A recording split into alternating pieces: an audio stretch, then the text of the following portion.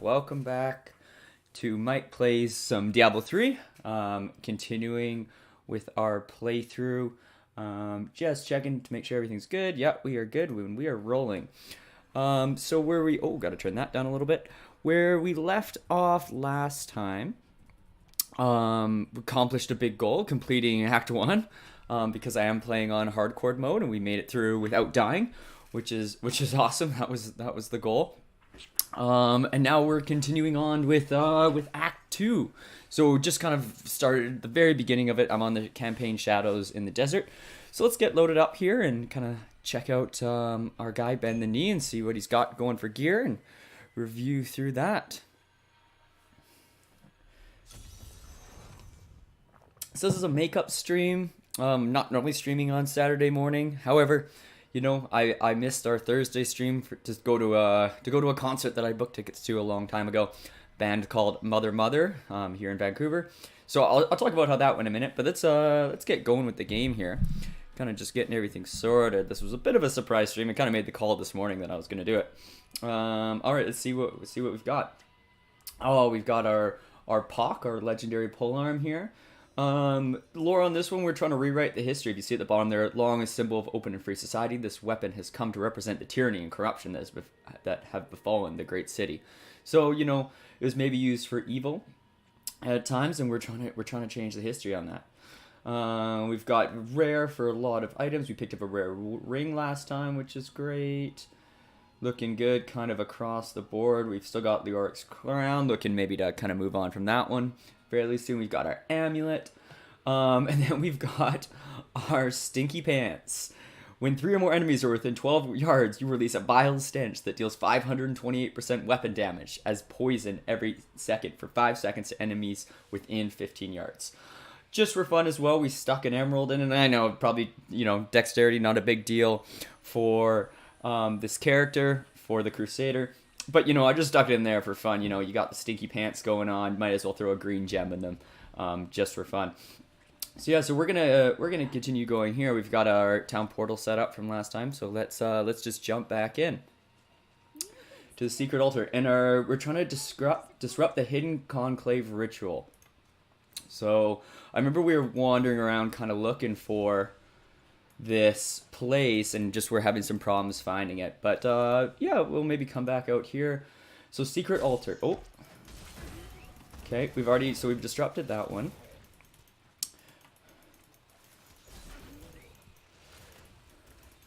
We've disrupted that one, and so we got to find this hidden conclave ritual. And last time we were like trying to follow some like footprints and figure it out from there, and now unfortunately we've lost our map because it's a brand new game. Oh, picked up a ring, that's a good start. And a ruby, let's go. What does a ruby do? 9 damage. Ooh, that's solid for a weapon. Experience. Alright, we'll see how it goes. And we've got a topaz. We still got... Okay. Alright, let's keep rolling through here. Seeing what's going on. Kind of getting warmed up here. Getting everything set up. Remembering kind of our loadouts. I think we were rocking the hammer. Yeah. Still ticking along nicely. Ooh, we got a root. Alright, I'm not sure the best direction to go right now, but we'll kind of get going and figure it out from there. Ooh, alright. Stats weaken. Yeah, no good. I don't know why it kind of gives you the inventory notification when you pick up something that's not as good. Oh, got another level down there. Let's see. Maybe it was just meant to be. Sirocco Caverns level 1. No, we need the hidden conclave. So we'll just keep looking around. We're just going to meander about the desert here until we figure it out. But yeah, as I was saying, the plan was, usually I stream on, or the plan is to stream on Thursdays. Ooh, some decent loot. Plan is to stream on Thursdays. Unfortunately, well, not unfortunately, fortunately, I had tickets that I forgot about to a concert here in Vancouver. So I went and saw a band called Mother. Local band here in Vancouver, fairly famous in Canada, kind of in that like indie rock genre. They've got a few big hits that have done quite well on like rock radio. So yeah, it was really good. They're one of my favorite bands. I always enjoy seeing them. So I was trying to remember, my partner and I, we were trying to remember what number it was for us seeing them.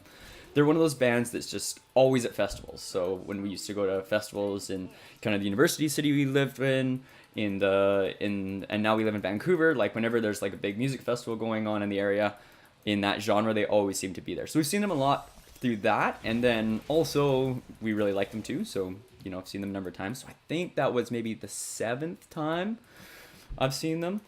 They're pretty good for like playing. They have that good mix of a few new songs and all their big hits. But yeah, so we went out for dinner at a nice pub downtown.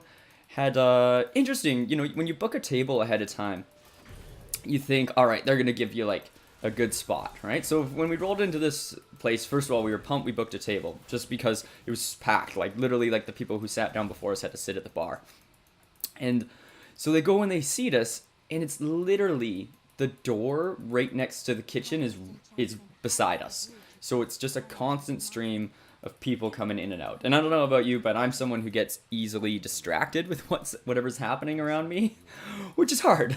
So as people are constantly walking past, I'm like trying to focus on having a conversation with Emily, and instead I'm, keep getting distracted as like this waitress or this waiter walks past and opens the door and closes the door, and it's in and out, and I don't know. It's a tricky one. It's a tricky one. So yeah, had a nice dinner though.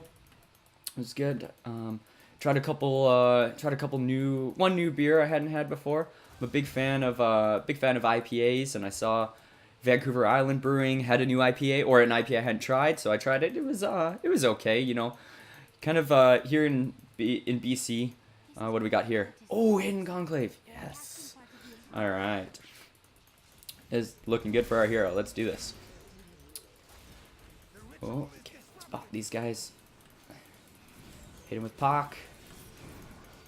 Alright. No problem. Is this just a small room?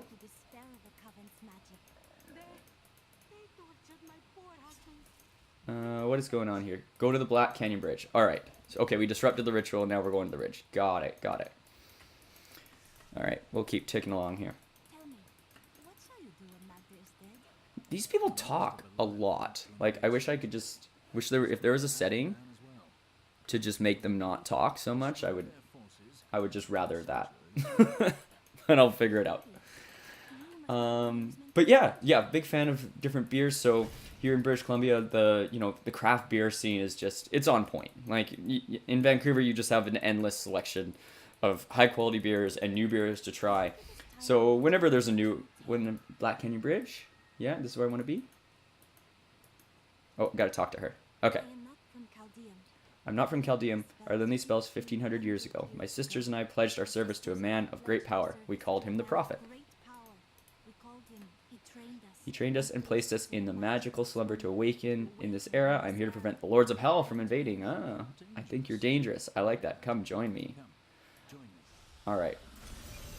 So I can replace the scoundrel with her. I'm just gonna keep the scoundrel for now, and she can just go do her own thing. Yeah, okay, she's out of here now. Alright, we got a waypoint. Sweet.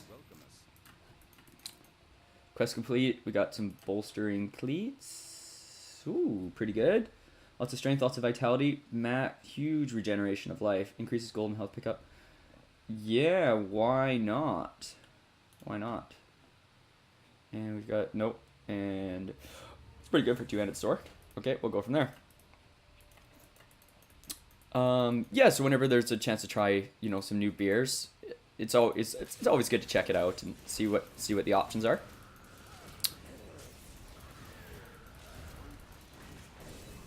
So yeah, the Vancouver Island Brewing's IPA, whatever, I think it was like a hazy IPA, which is kind of, it's like they do something in like the filtering process to make it kind of look cloudy, and it kind of gives it a more like, I always think of it as, I think it's like an earthy taste. Anyways, I like hazy IPAs. I think they're solid for sure. So yeah, so I tried it and it was okay.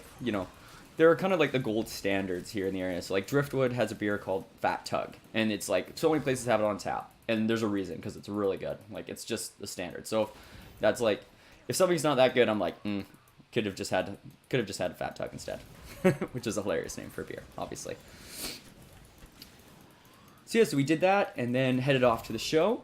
was at the Orpheum Theater here in Vancouver, and I'd never been in there before. And walking in, it's literally like a maze.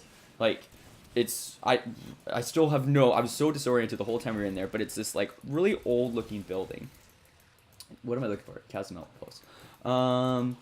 It's really old looking building, and kind of done in like kind of like a, I don't know what the style of architecture is, but it has all like pillars and columns and, you know, different things carved into them, and it's just really beautiful inside, which was awesome. But the second I walked in, we were trying to find our seats. Fleet Fool. So we've got a new ruin. Let's check out our skills here. All right. Utility. Nope, we're okay there. Got to figure out the navigation of this skill tree a little better. Instead of closing out every time, I got to figure out what I'm doing. Consecration. Judgment. Pass judgment on enemies within 20 yards of target, immobilizing them. What's this one do again? Consecrate ground 20 yards view. Regenerate life. That's kind of cool. I feel like this one's better in like a panic situation, which is probably when I'd mash it. Just like, oh, I don't know, and just hit when I'm hitting the 2, 3, 4 up top. Yeah, I think I'll probably stick with that for now. Oh, cannot get through. All right.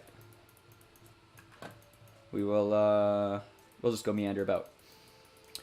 But yeah, so we got in there and took our seats. A band called Said the Whale was opening for Mother Mother.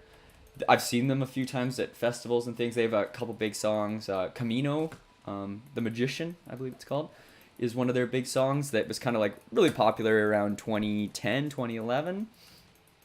So it's always nice to see them, and they had a new album coming out at midnight again, so it was kind of a celebration sort of evening, which was really cool. And then yeah, Mother came on. They, you know, played that really good mix of like, they had kind of their old songs like playing like, you know, sometimes like 4 songs off an album that came out like 10 years ago. But then, so they know like what songs people want to see and hear, and but then they also like mixed in a few of their new songs, and it's interesting, like their newest album like just wasn't quite into it. Like couple really good songs on it, but like in terms of playing front to back, hadn't really dialed in too much. And I decided, like after seeing it though, I was like, oh, I'm really into this album now. It's interesting when you're like seeing a live show, sometimes it kind of sparks that interest. That's kind of the beauty of going to live music. And they had some really cool transitions. One of the highlights, so the band Mother, they have a male lead singer, and then who plays guitar, and then they have 2 girls who play the keyboard and also sing. And they have a drummer and a bassist. So during it, they kind of did this smooth transition, and one of the girls sang "Creep" by Radiohead, and it was really cool. It was like out of one of their other songs called "Body of Years," and then it just transitioned into like their probably their biggest hit off like their second newest album, which is called "The Drugs." And yeah, it was just really cool. Like I had chills the whole time. It's always nice to have those feelings. So it was a really fun night. It was kind of like our Valentine's Day part 1, I guess. Emily and I also have tickets to go see Aziz Ansari, who is touring here, and that's on February 15th. So that's more. Is that the right way? Staging wins? I don't know. Let's go this way a little bit and see what's going on.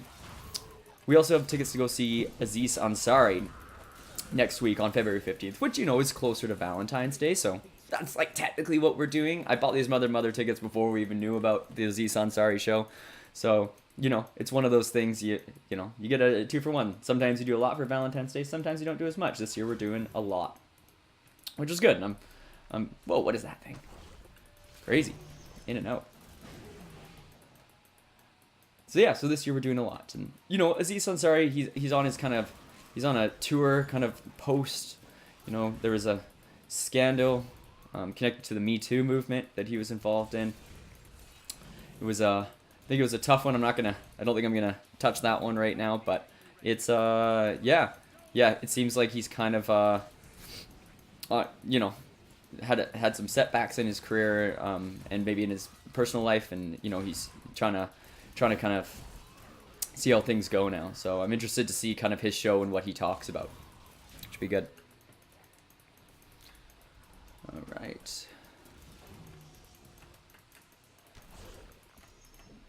Treasure chest. Oh, it's like, oh, that's really cool, like in the sand. I like that. All right, we've got this guy crushing it here. Great. So yes, we've got that, and the other thing, we were supposed to be going up to Whistler this weekend, so I should actually be, if I wasn't, so I'm just having a drink of coffee here, kind of morning time here, I'm just waking up.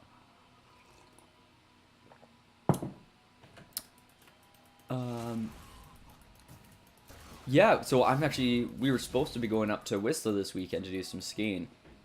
But it's one of those things, it was, it's a very much a first world problem, if you will, where, you know, Emily and I, we both had very long weeks at work, had a number of things come up. We had had long days, Tuesday and Wednesday at work. We had the show Thursday, and we were both after, what is that? We were both after work on Friday, and both of us just kind of looked at each other being like, you know, as much as I want to go skiing and have an awesome weekend, we were both just feeling tired and decided to call it and just have a chill weekend at home, and kind of all worked out well too, because we have some other friends coming into town. Let's see, are we going to the right? Okay, so we found the Chasm outpost. We need to find Lieutenant Vashemme guards quarters. I don't know about picking up these books in this game. It's not my favorite thing. Gate seems to be blocking my way. So he basically saying don't go there. We got to get the gate key from Captain David. So they're just sending us around. Enter the command post. Command post. Underground command post. That's kind of cool. Oh, it's Maleficent. She's back.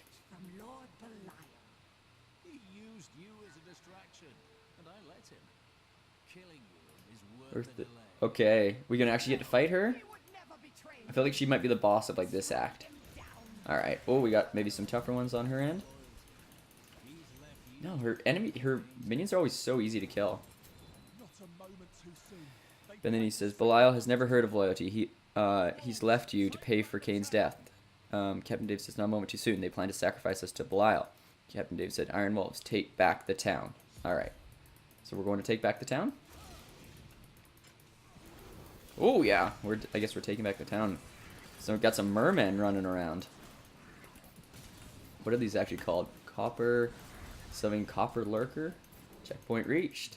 I still don't understand the point of checkpoints in hardcore mode. It's like if I die, it's all over. Okay. Time is short. Open the gate.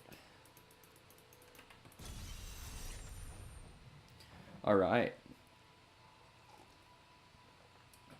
So we are traveling through the chasm outpost to the east gate right here, and then we're going to find Alcarnars. Alcarnus?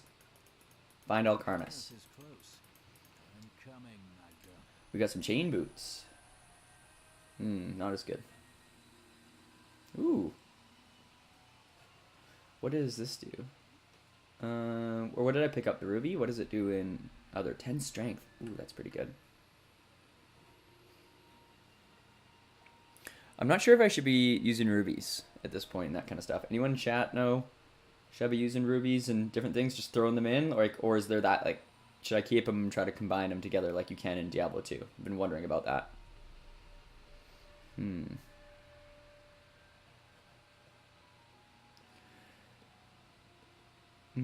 That's pretty good too. Regenerate 75 lives per second, plus 45 vitality. Maybe we can give this to our scoundrel.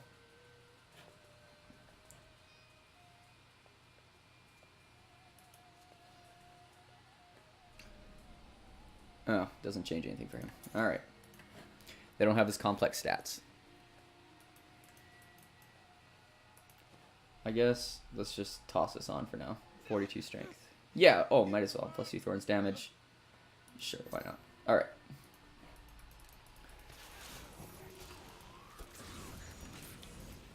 So we're looking for Alcarnus. I don't even know if Alcarnus... Maybe I need to pay closer attention to the story, but I don't even know if Alcarnus is a person, or a building, or another area. I'm sure we'll find out soon. Look at those hammer hits just dropping like 2k on people.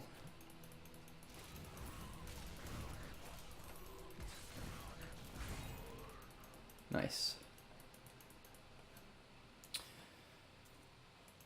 So yeah, so we were supposed to go up to Whistler this weekend, which would have been super fun. Once we were up there, it's just, it's in rush hour after work on a Friday, it's a couple hour drive, and Emily and I, we just decided to kind of make the call.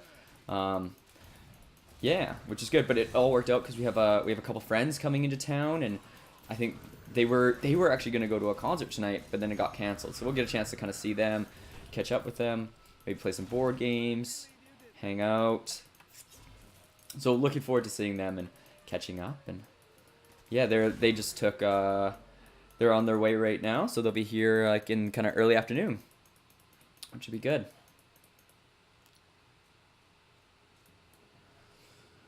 The other thing that happened this week, we went and got, so on Friday after work. This is part of why we were so tired too, and went into the bank to find out about getting a mortgage, which is, big life choices, a lot of money being spent. Apparently our case, because of like working abroad for a couple of years, is a little bit it's a little bit complicated. Apparently it's not so straightforward, because they kind of, apparently, when they look at your taxes, they look at the last like couple of years, and so that kind of falls into a time when we weren't in the country.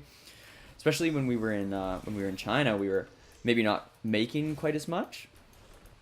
Like, you were making a lot relative to cost of living there. That part was great, but transferring that home, and if they're factoring that in, things get complicated. So we'll kind of play it by ear and see how that one goes.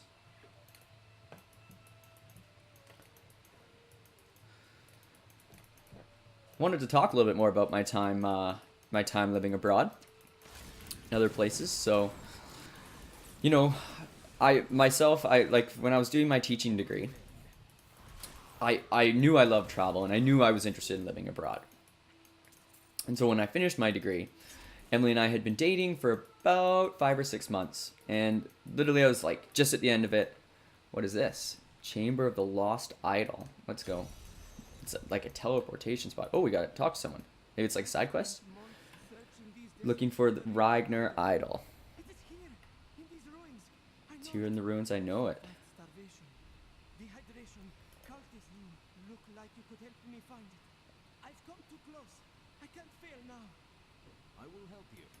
I will help you. Alright.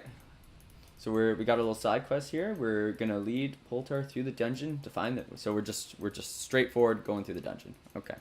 Where are we going? This way. Cool. I like the little like side quests. You just kind of stumble upon them. It's kind of nice. Got some skeletons.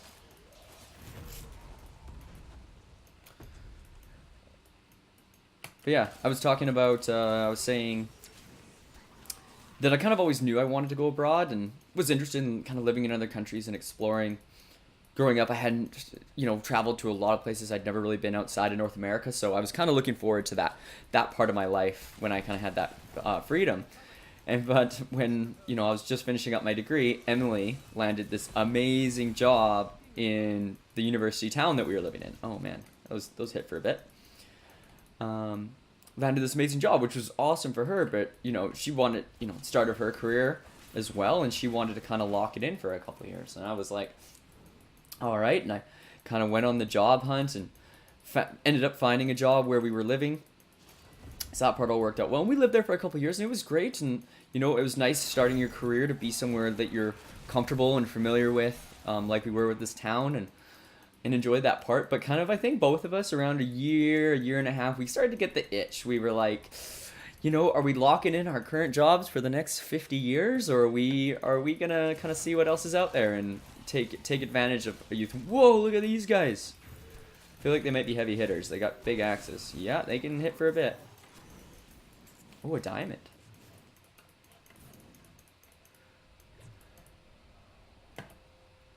So we kind of hit that point where we were like, all right, let's look into options. Let's look into going abroad and seeing what's out there. And so we looked into different places to go, things we could do, and kind of settled on England for the start. And, I'd always been interested in living in the UK. Emily had lived there before. And we looked at different places. You know, we looked at kind of the London that a lot of people do, but we ended up settling on the city of. Oh, we found it. Sweet. What was that? Oh, all right. Let's get hammers going. I got some range attack.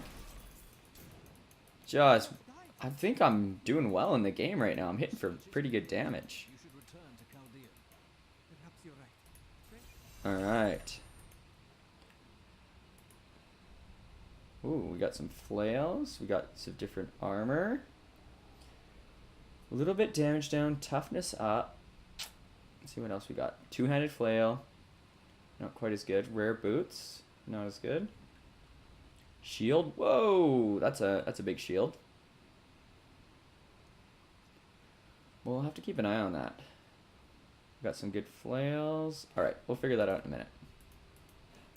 Let's take a little break here. All right. Let's go clear up the inventory. Oh. Yeah, I do like with the town portal. I think that's cool that you can't just like insta click the button and get out of there. That you gotta actually spend the time to do it. All right. All right. So we got some different things. Let's kind of compare what's going on here. Is this my best sword and shield? I don't feel like it is. All right.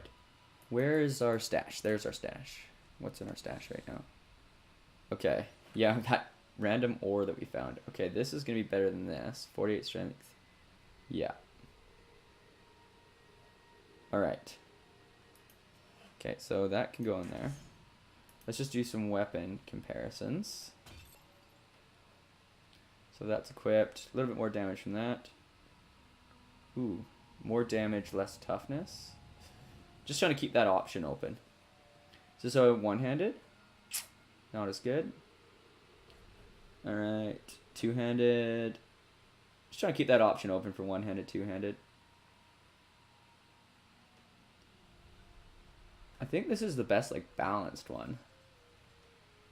Yeah, we'll stick with that. So we'll toss that in there. And then, I don't know. Oh, you can stack gems? That's awesome.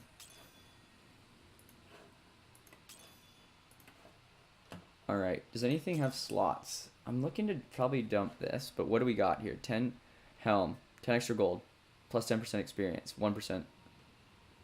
10% extra experience, that's pretty solid. Helm, reduces cooldown of all skills by 3.5%. Okay, not a huge difference, at least not right now. Reduces all resource costs. I'm just gonna toss this in there. We might as well kind of cash in on experience while we can. Might as well. Increases the effect of any gem socketed into this item by 78%, so I'm actually getting even more experience. So that's pretty good for right now. So I'll just rake that experience in. And we're gonna re-equip that, and then we're just gonna go through and sell off everything else. Yeah. Yeah, alright.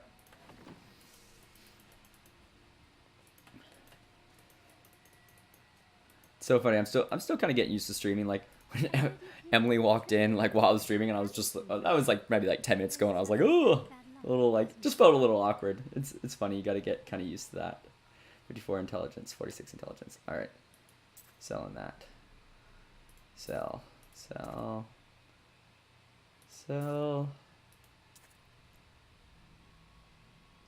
Ooh, that's pretty good. 35 strength, 30. So you get better toughness. Slightly less damage. You know what? We'll equip it. Magic gloves. Not as good. Not as good. Nope. We're keeping that one.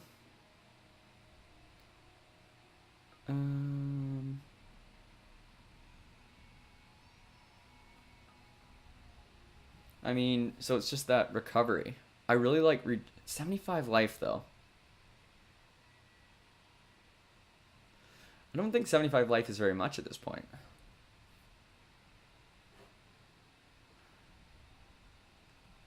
think we might keep that and sell this one. Belt. Keeping that. Ooh, I don't know how I missed that one. Plus 22 life after each kill. Yeah, it can get sold. Not quite as good as what we've got.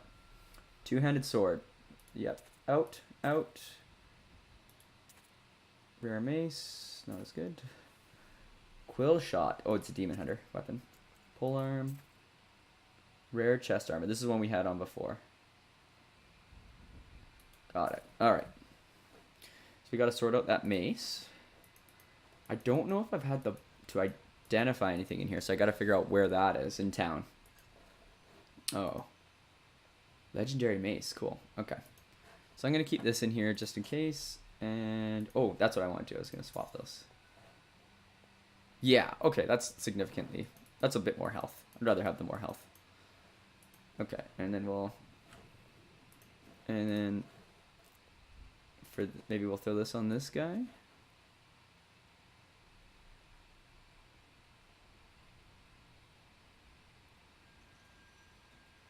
$24 vitality. Yeah, we'll give him that. I don't know if that actually did anything, whatever. Then we can sell off this one. Got it. Okay. Where is Mr. Kane's book?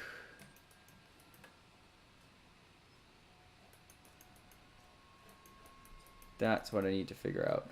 Or like, where is like, did Leah come with us to this act? Princess Leah? Oh, Book of Kane. Alright, let's see what we got. Legendary mace. Okay, so not as good. 12 to 15 lightning damage. It's Odin's son. Oh, it's Thor's. It's basically Thor's hammer. Lightning skill. Cool. All right. We can sell that one.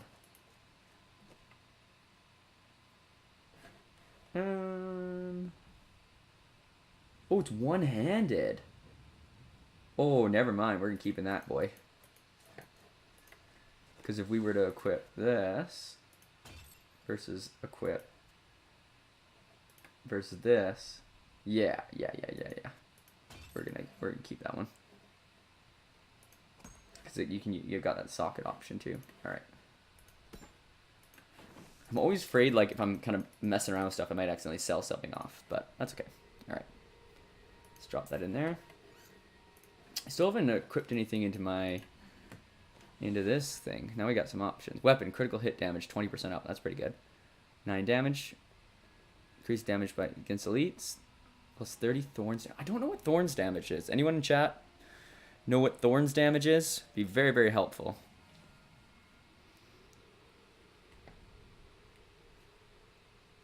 I kind of like critical hit up 10%. Or 20%. Like, having those big numbers pop up, it's pretty solid. Thorns. I've got things that, like, are up thorns damage a couple. I don't even know. Is thorns, like, a skill?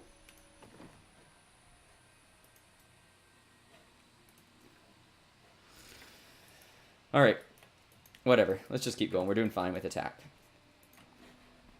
Alright. Here we go. So we're still looking for Alcarnus, which we're still not really sure what that is. Yeah, he's not hit for very much. Yeah, I should switch over to that girl. Alright. But yeah, I was talking about moving to the UK. So my partner and I, we just decided that it was time to go. And so we looked at different options over there and settled on Bristol. It just seemed like a really nice city, like, you know, maybe not quite as big as London, maybe different opportunities there. And so we made that transition. And moving there was interesting. It's a lot, as Canadian, like, you know, it's a Commonwealth country, and there's a lot of stuff to kind of sort through and figure out. But yeah. Oh, sorry, I missed something in chat there. Damage when hit, so it deals damage to enemies when they hit you, no skill. It's a town. Okay. Thank you, Jive Dude. Appreciate it in chat, answering my questions that I was asking chat and then not paying attention to the response to. So Thorns is damage when hit. So it deals damage to an enemy when they hit you. Alright. Got it. Okay, I get that. That kind of like bounce back. Oh, good. Yeah, and then no skill, it's in town. Okay, perfect. Well, okay, I'll keep things as is right now with my with Pock, my spear. or poleaxe or whatever this thing is. All right, so we are looking for Alcarnus, the town, and we're just gonna keep wandering around until we find it. But yeah, so Bristol seemed like a good option. Like, you know, a little bit smaller, supposed to be a little greener. Oh man. Can't feel my legs. Oh, my legs. All that trouble. We didn't even have the Uh-oh. to live. And he's gone. Whoa! Look at that thing. Somebody had some steroids for lunch. Brutal plate. So I tapped him pretty quick there. That was pretty good. Ooh. Hey, we'll take that. Damage toughness. A little slow recovery. Sounds good to me. Jive Dude says he moves from Belgium to the US. Cool. Jive Dude, how are you liking the difference between the two? The UK, yeah, it was really cool. I really enjoyed a lot of like the kind of lifestyle there. Teaching over there was really fun. You know, often they have 5 to 7 weeks of class, and then they have 1 to 2 weeks off, which is amazing because I got to travel all over Europe. I got to have some really neat experiences while I was there. I went to big music festivals, got to go travel to a lot of places, made some good friends while I was there who I still keep in touch with. So I've been pretty fortunate. It's up here. Pretty fortunate in that regard. Oh, we got a necromancer. Is this another side quest? Activate the totems to release the spirits, but be prepared to fight. Alright. Alright, yep, side quest. Alright, so we can activate these totems, and then can have a fight and get some loot. Sounds good to me. So those were definitely some of the pros. It's just like getting that experience, chance to live abroad, like traveling to all these different places in Europe. So the cons were, and kind of the main con was, and I was kind of aware of it going in. So when you hear about teaching in the UK as a Canadian, like you often hear a lot of like kind of horror stories about how you know, teaching there is really tough. It's you know maybe challenging at times to work with the kids over there for here we go for whatever reason. And so like, whoa, okay, I'm frozen here. So you know, I kind of understood that going in, which was fine. Like I got it. Like I knew that was going to be a reality of the situation. However, I thought like, you know, a lot of people talk about going to like London, working in inner cities, and like, so you know, it's a different demographic, and I understood that perspective, and that's why part of the reason why we moved to Bristol instead was just because we thought it would be like, you know, a little bit more rural, maybe a little bit different atmosphere. But no, it was very, very challenging. Like, I always tell people when they ask me about teaching in the UK, if I could make, and I taught like high school over there, but if I, as like a substitute teacher, if I could make it through the day without a kid telling me to F off, it was a good day. It was just a lot of behavior management. And so that part of the job, it's just not fun as a teacher if I'm honest. Like, you know, you love to teach, I love to explain different things and work with the students and watch them learn and grow. That part is fun. Can I go down that little path there? Don't know if I explored all the way to the edge there. Oh, there we go. I'd already found it and just had not gone through. Excellent. So, you know, those are the parts of teaching that I really like. And it just felt like when I was teaching in the UK often, it kind of just felt like more like I was just managing people in a space. Like I was just constantly putting out fires. You know, there was a lot of like disrespect, and you know, especially like too seeing like you don't get a chance to like build that like classroom environment the way you do if it's like your own classroom, and it's hard. It was really hard, but you know what? In the end, like I felt like my classroom management skills went up. My ability to kind of like sort out very challenging situations increased. So like overall, it was really good. In hindsight, at the time, there were some really rough days. A lot of days where I did not want to go to work. A lot of days where I'd, you know, literally be walking home, and in the UK you are allowed to have beers in public. Thanks, Jive Dude. You're allowed to have beers in public, and I would walk home and just go to the corner shop and like grab a Heineken and drink it on like my walk back up the hill to my house. And so, yeah, it was an interesting time. It was an interesting time. Oh, we got our waypoint here. Nice. Okay, map says keep going that way, so we keep going that way. Jive dude, what do you find different between Belgium and the US? What's like, give me a top difference or biggest thing that you notice? Never been to Belgium before. Would quite like to though. It's on the list. So yeah, after our year in England, we, took a little break. Like came back to Canada for like 10 or 12 days just to kind of sort out visas, and then continued on to our next spot, which was China. And so we were actually in the city of Chongqing, which is the biggest city that no one's ever heard of. Well, lots of people have heard of it, but it's less well known than some of the others. It's close to 30 million people there, which was insane. So we were in a kind of a suburb of that, working at a Canadian school there. All right, what am I doing here? Bonus cage. So save the cage prisoners. Okay, I could do that. Find the lair of the witch in Al Karnas. Got it.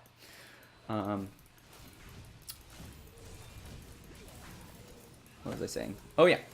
Ooh, that was a legendary ring, I think. That's exciting. So yeah, one of the largest city that no one ever heard of, and kind of we were in a suburb of that. And getting there, it was really cool just to see that kind of contrast in culture, and because we were in a suburb where there wasn't as many foreigners there, we were kind of like minor celebrities, like in this town where like when you were walking around, like there was probably about 1 million people who lived in this suburb. But yeah, not many foreigners. So when you're walking around, they would kind of like point at you and like take pictures. They'd yell like "Wago Ren," which means foreigner, which was, I don't know, it's kind of a unique experience, something I've never had before in my life, where you're like felt like you're kind of famous. Like even if we'd go out to the bars in the evening. Okay, so I'm looking for the lair. So I probably need to go down one of these, I'm guessing. Cellar. Okay. Why don't I just start going down and check it out? Oh, collect those. Alright. Alright, yeah, we'll just roll through here. But yeah, it was definitely...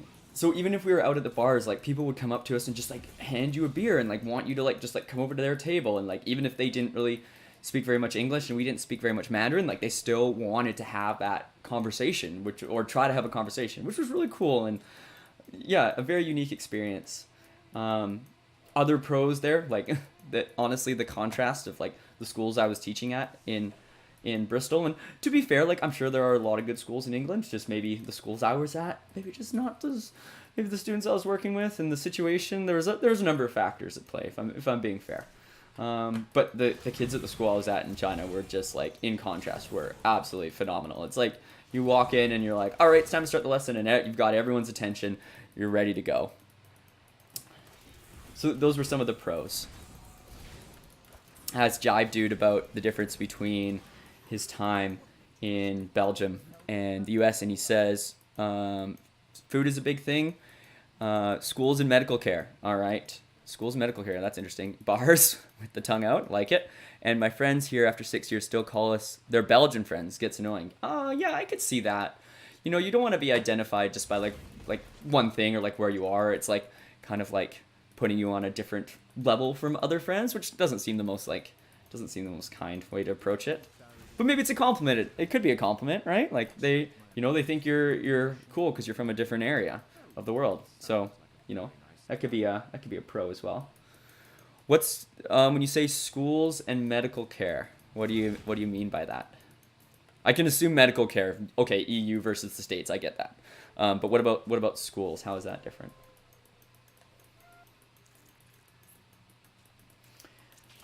There's definitely some downfalls, or some, not downfalls, interesting parts of living in China. And the one part was the air quality, as you hear. So like day to day, like the air quality for me was fine. I don't have any like lung conditions or anything like that. I could see if you did, it might be tough. So for example, my partner Emily, she had a tough time a lot, and she used to have asthma when she was a kid. Like it's a lot more mild now, but she was absolutely sensitive to it. Like she couldn't really like go outside to exercise, and just often felt really tired and worn down by the end of the day, which was hard, really hard on her end. And then yeah, but so like day to day was fun. But every once in a while, like two things would happen. One, just generally there'd be just like some smog rolling into the area. And then it was just toxic. Like it was rough to go outside, it was rough to breathe. And then the other thing was there was some farms right near the school. And the farmers would burn off their garbage. And so literally I'd be like teaching PE out on the field and I'd see this like haze kind of rolling towards us. Like think like if you've ever seen the Hunger Games movies like Catching Fire when like that poison smoke comes after like Katniss and them in the games. Like that's what it would look like. It's like rolling across the field towards you and you're like, all right, kids, time to go inside so we don't destroy our lungs. We're just like running to the building. So, you know, that part, okay. Oh, we got the Lair of the Witch here, so we got a bit of a boss fight coming up. So that part was interesting. Let's dial in here. Let's dial in. Kill. Oh, we get to fight Maleficent. Finally. Finally. Gonna turn up the volume here for a sec.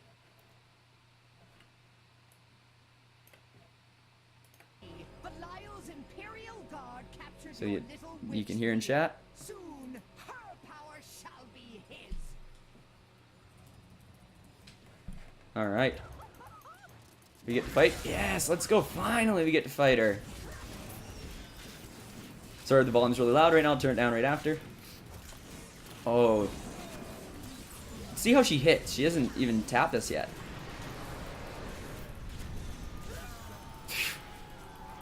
Seriously? The Butcher was a better challenge. The Butcher was interesting. Like when he was like pulling me in and like all that stuff. I thought that might be a little more intense. But that's okay. What did we get for that though? We got some new lore. Alright. What do we get? We got some pants, some gloves. Okay, we'll go to town and kind of check that out. Because I probably usually after like a bigger quest I gotta go, yeah, return to Hidden Camp. Okay. See if there's any loot in here. Is that like a fake out? Like that felt way too easy. Felt way too easy for like how much that was built up. Like, you know, we've been interacting with her since Act 1 and like I thought that was going to be like the end of Act 2 fight. All right, let's get out of here. I am surprised, but that's okay. Hey, not complaining. Just, you know, I'm playing on hardcore mode. If I don't have to have a crazy fight here, that's totally fine. Yeah, thanks, Jav Dude. Yeah, not end of Act 2 boss. All right, let's listen to the lore here. I will not let that happen.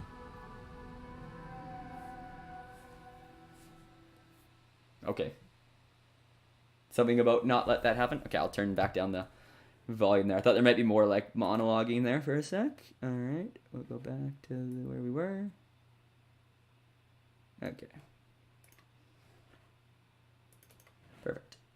All right, and we're back in. There we go. I feel like I'm getting better at Streamlabs. That's fun.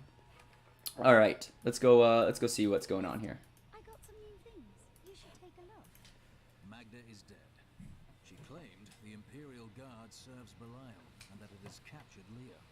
Then they must be holding the Emperor against his will. Oh, okay. I tremble to think what Belial. So maybe they've got the Emperor somewhere. We got to go save him. The only chance we have to rescue Leah is to rescue the Emperor from the ground. What happened to Leah? Can't even remember what happened to Leah. Oh, yeah. Sorry, that was maybe in the last act. She got, like, taken and, like, disappeared. Got it. Alright, so we gotta talk to Shira at the gates of Chaldeum. Okay, sounds good. Let's go sort out our stuff here first. Check in. Jive Dude says, I asked him about different schools between Belgium and the UK. He says, schools are a little easier here in the US, I think. Example, math. More focus on English literature, less on science sometimes. And the big thing for my daughter now is colleges and the whole process. Yeah. Belgium, you go to one college and subscribe. Here's a whole process of choosing colleges and applying and hoping to get in, and then the prices. No, not a long rant. All very fair points, my dude. Yeah, that's interesting. Different focuses.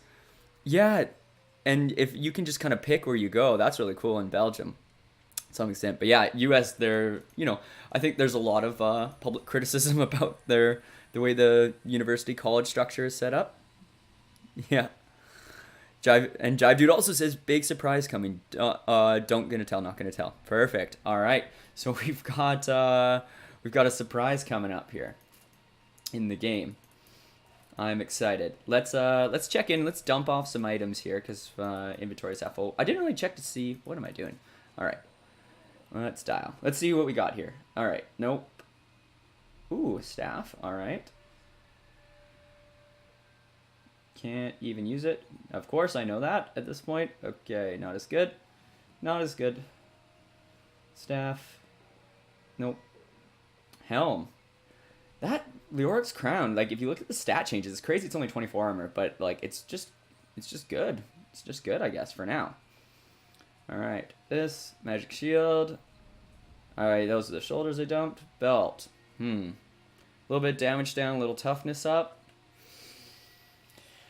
Oh, tough one. Yeah. Tough one. Oh, we got that legendary ring. Yes, we got to go figure it out. Can someone in chat, can you tell me with gems, like in Diablo, I played Diablo 2 back in the day. You could you eventually got a Herodric cube and you can combine gems together to make better gems. Is that going to be the same case? Cuz like I'm starting to get some gems, but I don't want to like put them into things if I can combine them later on. Yeah. Yeah, to be fair, it's my first playthrough. Jive Dude says first playthrough and on hardcore. Nice, man. Yeah, I did play Diablo 2. So I'm not like a, total noob. All right, and Jive Dude says, yes, you will find, you will find a jeweler to upgrade. Got it. Okay, so I'll hold off on gem stuff for right now. I'm not a total noob. I'm still new to this version of the game. This is like my 4th or 5th time playing, so I'm still getting used to like the game mechanics. Oh, I got distracted. I'm also fairly new to streaming too, so sometimes I get distracted with what's going on in chat. All right, let's do this ring. Come on. Big bucks, no whammies. Ooh. That looks pretty good. What if we want to swap with this one? Okay. Yeah, okay, clear that one's better. All right, sweet. Leoric's Signet. All right. Let's swap those, and let's go sell off our stuff, and then we'll see what's going on in the game. All right. My belt. Shoulders.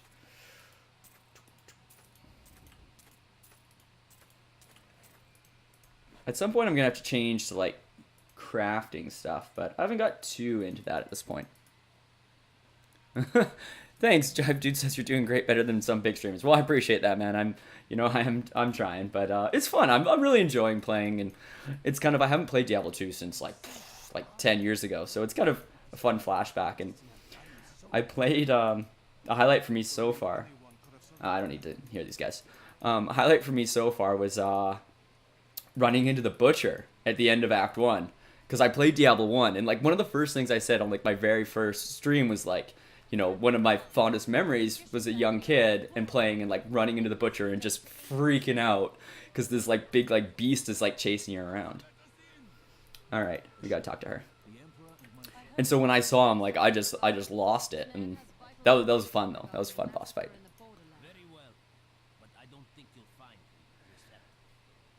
So Jive, you said picked up it again after 4 to 5 years. Oh right, yeah, game's been out quite a while. But I already played D3 before, new in season 16. Yeah, nice, man, nice. All right, talk to Shira to enter the Imperial Palace. All right, so we're going into the palace. Maybe the Emperor's in there. I'll lead you to the palace. All right. You are bold to have sought this audience with me. My guards tell me you were responsible for the massacre of innocent villagers in Arcanis. But you know that's not true, don't you? You are So we- innocent. Then why do you have a spy skulking through my sewers? Bring her in! All right, so there we got some issues and we got some internal conflict going on within the palace. Oh, Let me go! there's Leia. We gotta save her. Violence. Guards, I leave this matter. All right, I'm just ready to drop hammer here. Let's go. Nice. Whoa! Yeah, she's got some power now. She's got to learn to control that. I've called, there we go. Nice. All right. I called early on that Leah is eventually gonna like, well, like when she started to get power, she's gonna turn into some like demony. Oh, that's it. That was it. All right. Into some like demony monstery thing, and she's not gonna be able to control it. We're gonna have to be forced to kill her. That's what I'm calling it early. We'll see if I'm right. There's a very reasonable chance I'm not, but I thought it was a fun one to call. All right. Ooh.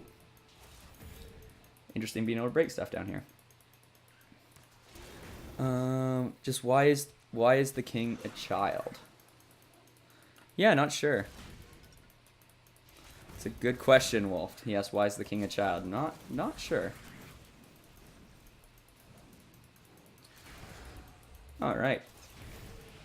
But yeah, I was talking earlier about just living in Chongqing, and like, you know, how that was just yeah, a really interesting time in my life, and enjoyed it a lot. We were there for a year, and you know, one of the other perks too was living in China. Like, cost of living there was so low. Like it was great. Like, accommodation was paid for by the school I was working at. You know, I could go out and get like my favorite meal, and it was like $2 Canadian equivalent. Taxis around, you get a taxi around for like $1 was basically would get you to most places in town. If you were going a long ways, it was like $2. Other things like,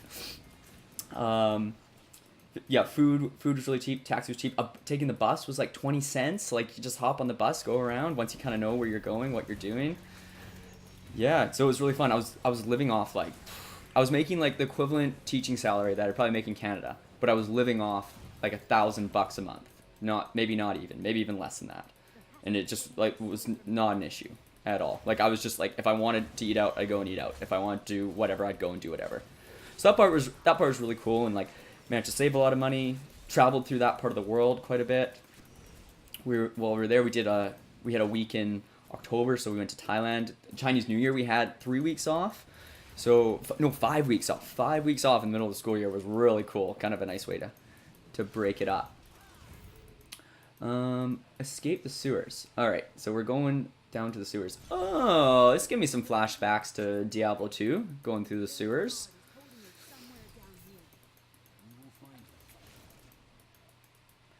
Wolf says, I finished the game already. Pretty fun. What was the Wolf? What was the best act? So Magda was telling the truth. Somehow I knew my mother was alive. Always knew it. Good news, I hope. And Jive, dude, you were talking about the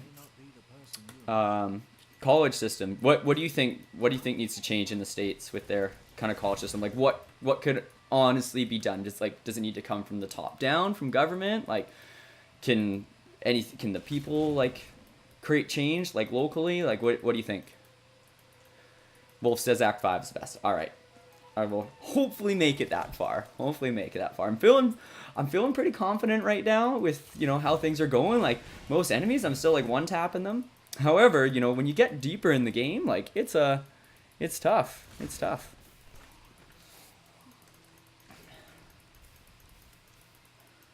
So we'll see how it goes.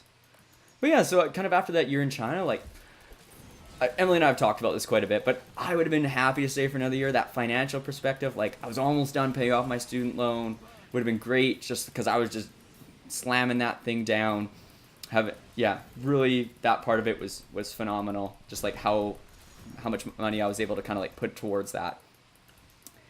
And so I would have stayed for another year, but just kind of the air quality had like gone to Emily. She was just having a really tough time with her lungs. And she's not someone to like complain about stuff. So like I knew it was like really getting to her, and she was just feeling it. And you know, it's years of your life, right? Like, you wanna enjoy and have that quality experience. And it's hard. It was a tough choice, but you know, we'd always known that we wanted to come back to Vancouver, Canada. We're going down to find the Wretched Pit. We're going down the Wretched Pit. We always knew we wanted to come back to Vancouver, Canada. And so when, you know, we got to that time, all right, looks like we have a boss fight. Continue on with what I was saying in a minute. The Black Soul Stone. We know of the three that the Haradrim used to trap the primeval. What is the These mermen are crazy looking. Your master Belial has good reason to fear it. Leave her alone.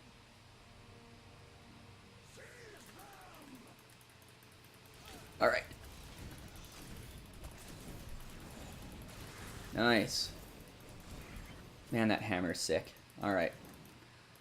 Leah, my daughter. Oh. Who I am?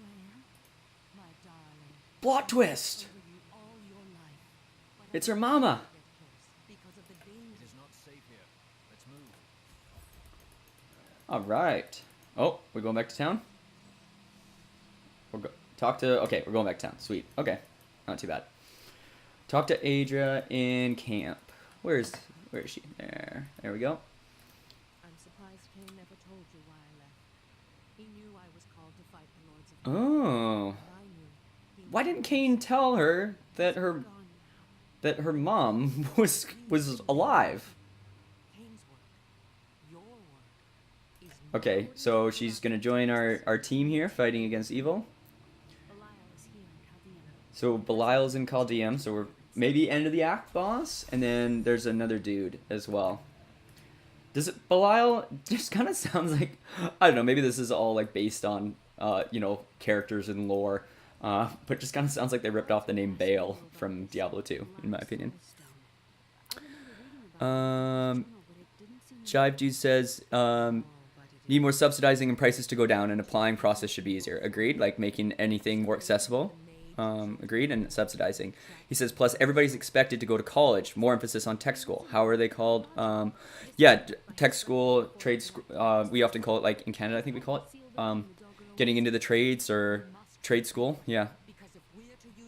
Wolf says, once you beat Act 5, you unlock adventure mode. Oh, okay, cool. Yeah, D3's never done. Cool. And I was reading your comments and didn't pay attention to what was happening in the game. So, Leah's mother, Adria. I'll listen right now. She told us about the Black Soul Stone, an artifact that could banish evil forever. Okay, something about Black Soul Stone. Probably gotta find that.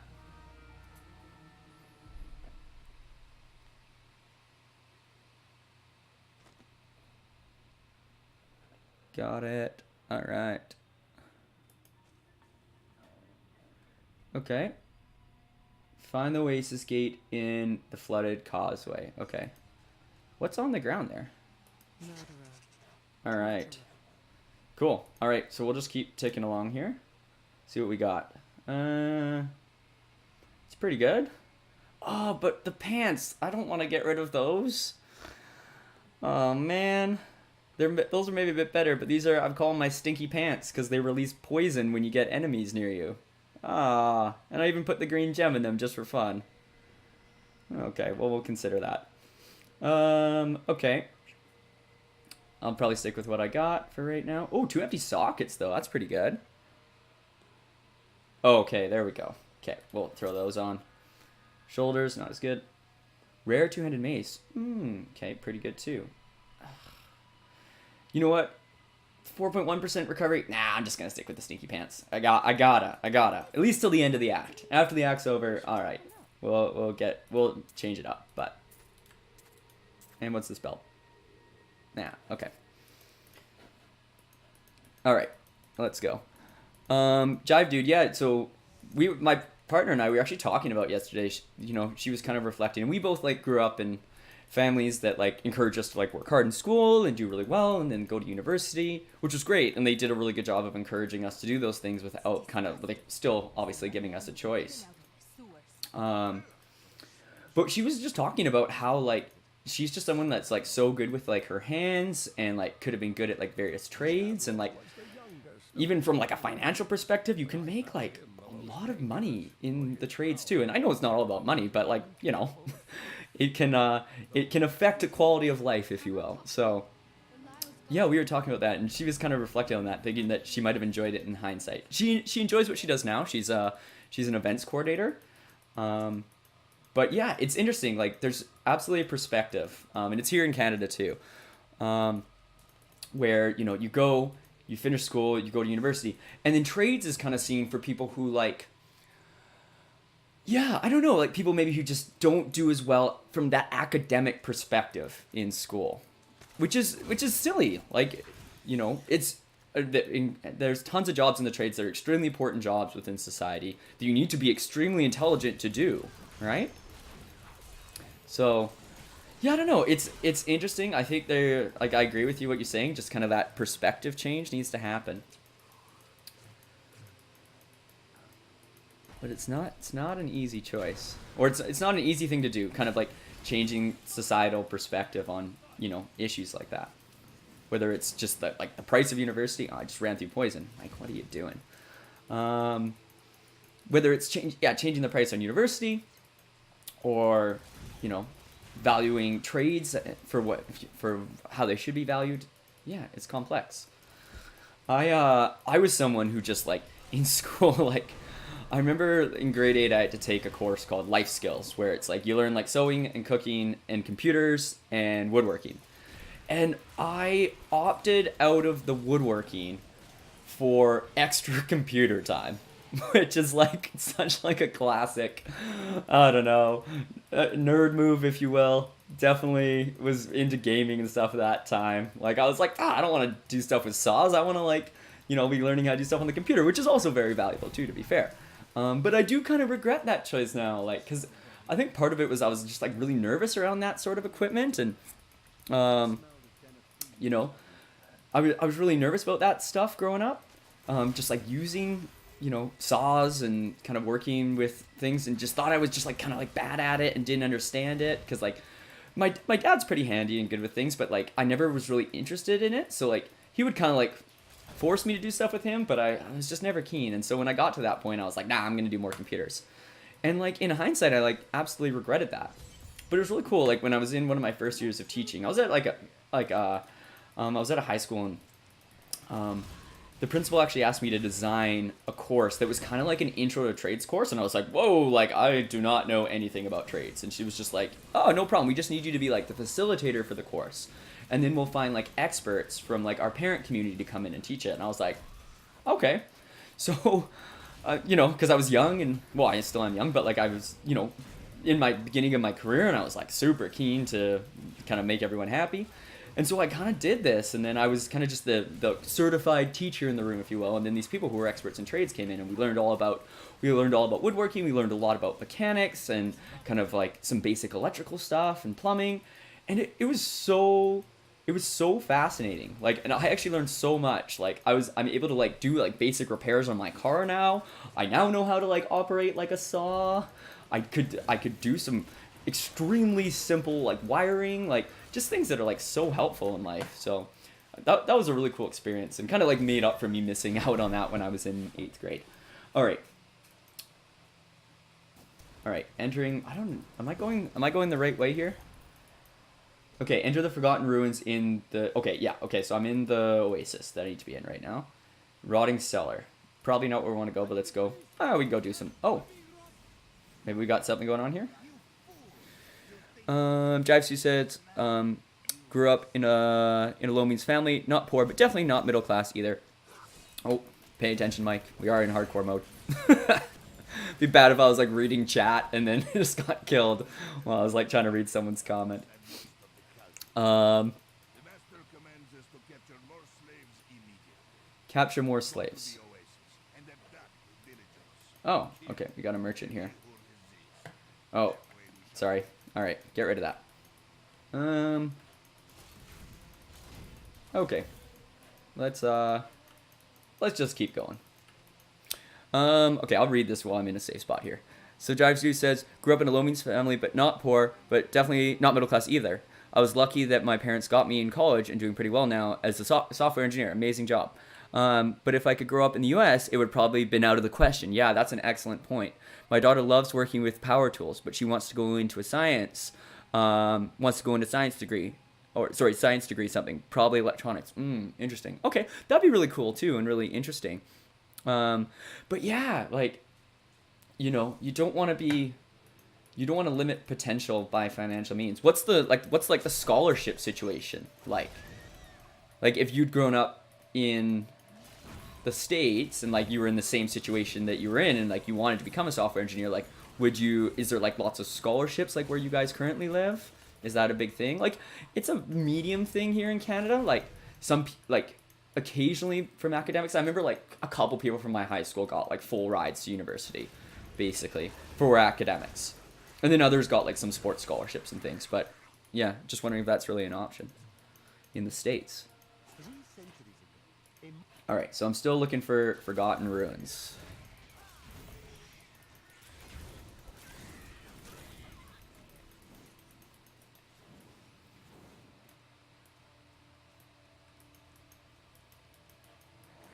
Cool. All right. Well, we'll just keep exploring this area, I guess, until we come across something.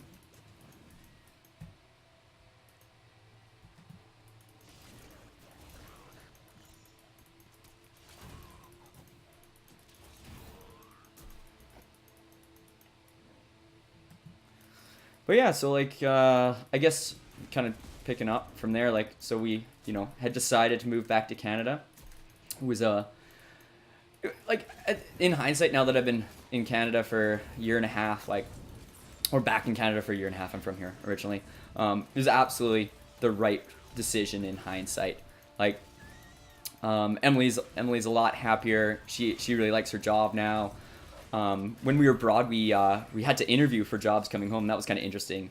I actually, oddly enough, like, I know most people don't, but I love job hunting. Like, to the point where I've like considered like starting a small business where I just help people find jobs, because I think it's like this like game that you're like you're trying to like fight against, like, well, not fight, but you've got this like low percentage, kind of lowish percentage chance. Like, you just kind of have to set everything perfect. You got to time everything right.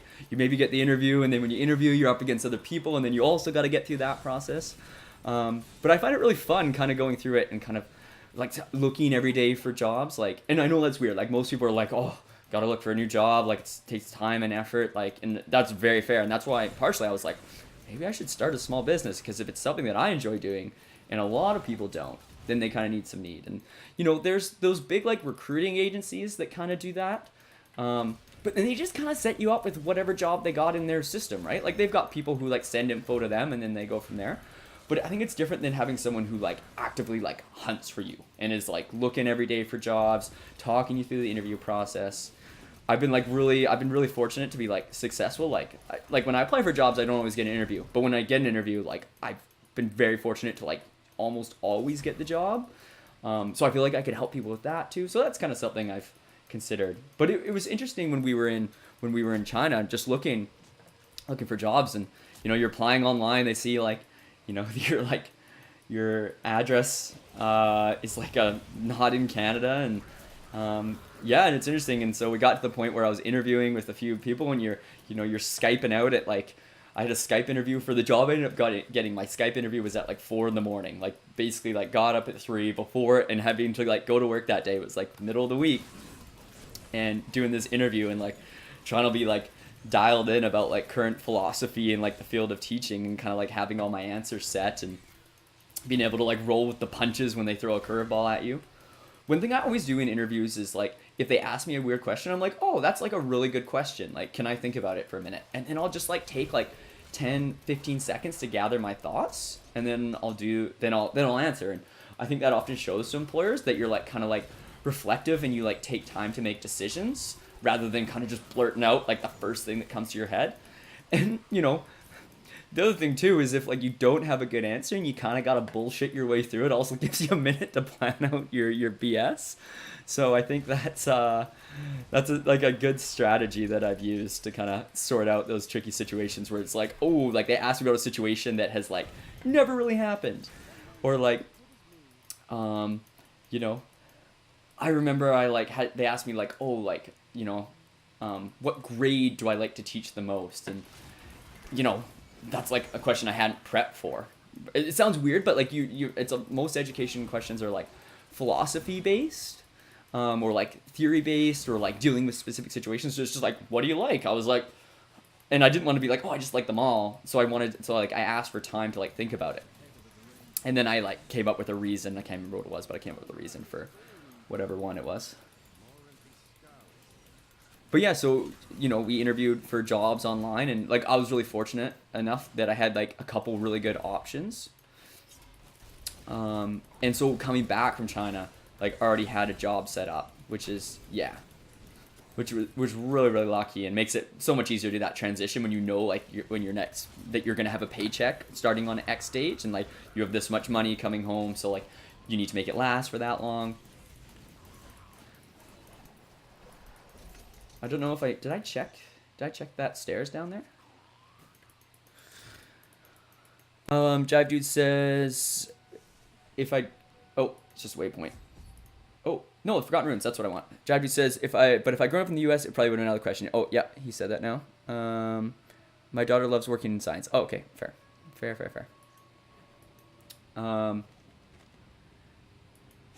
Jive Dude, I asked about scholarships. If scholarships are really an option for kids where you live.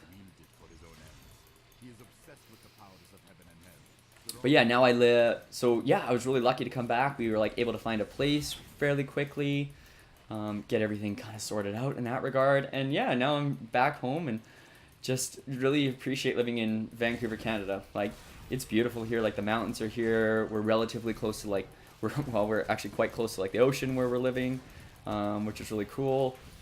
There's so much to do and see. Like going from living in Bristol, which was like 500,000 person city, to suburban China where like we had a good time there, but not what am I doing down here? Find Zoltan Cool's head. All right, we will find this head. That Vancouver's just so busy all the time. Like I mentioned like earlier on the stream, like yeah, I was at a Mother concert last night, seeing a band I really like, and like next week we're going to see Aziz Ansari, and booked a lot of those tickets ahead of time. But we've been really lucky to be back, and having friends living here too that we enjoy and get along with. Kind of, all right. Ooh, that was interesting. Trying to do those things during the week, like we go to like trivia once a week. We often like kind of have like a board game night with our friends. There's always stuff to do and see. Like we're both quite into skiing, and like so heading up to like Whistler Mountain is like premier skiing. Doing that kind of every weekend or so. Not every weekend. Every few weekends or so. So it's been really fun and just been super fortunate.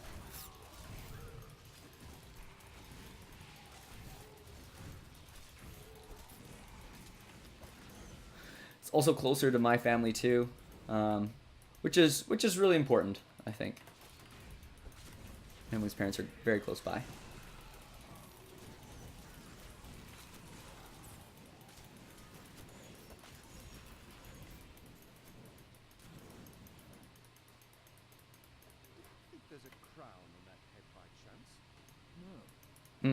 All right, so we got to find this crown still.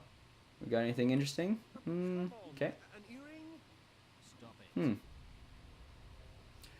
Oh, that's actually getting closer. Like when I picked up this, our POC, our legendary polearm, Pledge of Chaldeum, like it was far better than anything else I'd had at that point. Oh, I need to repair my items too. Just looking at numbers there. And now items that we're picking up are starting to get closer in terms of their damage, which is really interesting. You know what? That might be good for this guy. 4 to 8 damage. What do I got on right now? So we lose some life, gain some damage. Why don't we give him the damage? You almost make theft unnecessary. Alright. You almost make theft unnecessary, is what he said. Alright. He is a scoundrel. Alright, let's keep rolling through here. Don't forget to always put gems. Oh, so that's what I was wondering. Oh, you can take gems out of the sockets now?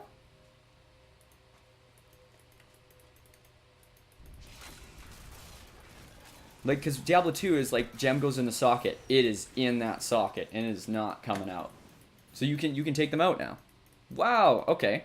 I will absolutely put something into my every socket that I've got. That's crazy, because I was just like, oh, like, I'm not keeping this armor for forever. It's not absolutely not endgame armor. But that's actually really good. That's a really nice change. I like that. And it kind of makes it fun too, because it was just kind of like Diablo 2, you collect the gems and then you kind of store them in a combine them together, get the perfects, and then very occasionally you put one in something if it was good. So I kind of like that. All right, we got our head here, and then probably a boss fight or something. Yep, Set out in 1 week's time that's a big boy. into the desolate sands to search for fools within our giants. Oh yeah, he hits a bit. He hits a bit. Not too bad though. How far? Haven't had any really good tests. How much power has he accumulated in his mad quest? Talk to Adrian the camp. Okay. I hope we are not too late. All right, and I'm we'll returning portal to out. town. All right. We don't have Javdi. We don't have a jeweler yet, though, right? Like, there's no jeweler currently. Leah, are you all right? Yes, I think so. I'm sorry to push What are they you like doing? this, but it will all be for the best in the end. Oh, she's training her. She's like Leia's Yoda. It is time. Leah, cast the spell as I taught you. Okay. I live again. Excuse me? Zoltan Kul. We need you to act. Okay. So we got a new bud here. We would use it to trap the last 2 lords of hell. All right. I know your voice, stranger. All right. So we got the Zoltan Cool guy who's But now gonna help us out. fate. Cool. Okay. So we gotta talk to Mr. Zoltan. Soulstone, but in exchange. Oh, cool. So if you destroy gems at the blacksmith, like if you're like crafting or getting crafting materials, you get the gems back too. That's really neat. Once you've been fully revived. You don't. So you must ask yourself, how much would you risk? How much would you risk to save this wretched world? So here, to begin, So we got to get his blood from the dungeons. my blood from the dungeons where it has been hidden. Find them in the desolate sands beyond the aqueducts. All right. So we'll go hunt for those. from the aqueducts. I'm going to go with you. We should bring Cool's head with us. Maybe we'll have something useful to say. Okay. So we got to bring his head. You know there's something wrong when even I'm getting a bad feeling about it. All right. Ooh, that's really good too. Champion's guard. Okay, it's got a sock. Oh, that was a helmet. Oh, cool. Okay, finally something better than the Oryx here. All right. So how do I take the gem out of the helmet? Do I have to destroy it at the blacksmith, or can I just like? Is there an option to grab it out?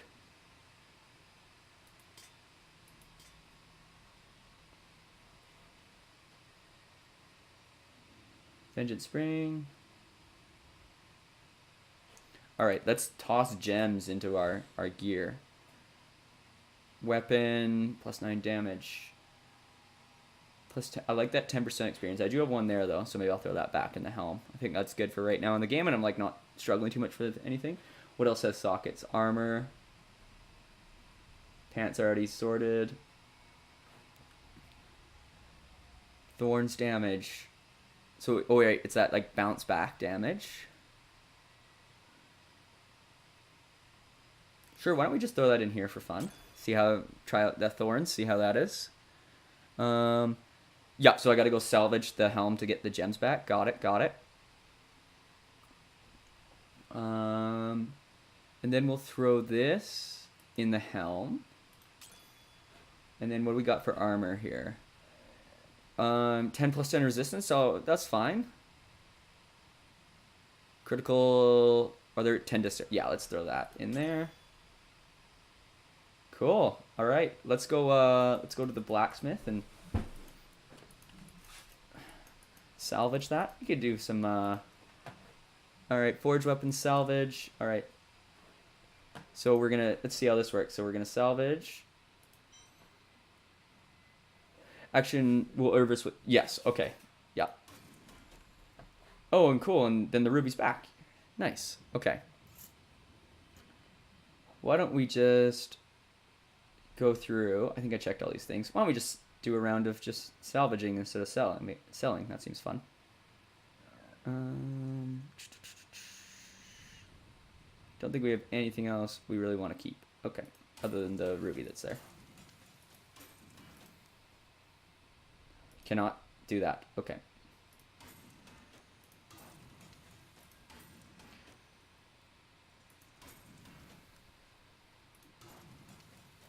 What was my... Yeah, okay, whatever. Polearm. Actually does slightly more damage. It's two-handed, though. You know what? We gotta finish Pock's redemption arc. Like, unless we get something that's, like, massively better in terms of damage, I think we gotta stick with Pock until the end of the act here. You know, it's got that lore around it that's like, you know, came to represent tyranny and corruption. We're trying to fix that. Then maybe we'll retire it. Ooh. All right, and we are not gonna salvage that because we're gonna use that.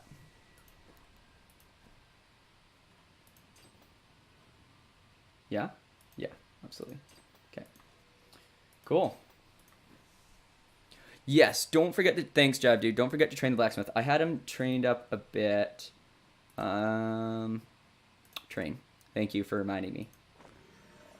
Because it was like, the items levels like that he was going to be making were like above what I was at. What level am I now? 27. All right. We can probably give him one more training. We can train him one more time. Because I didn't want to get to the point where like the maximum level of items is going to be higher than what you've got. I didn't want it to be like, oh, this level 30 thing that I can't use yet. But I don't know. I'm not crafting too much at this point, and I'm pretty happy with my loadout. All right, and let's just sell off that to the merchant and that, and then I think we get to enter the ancient waterway.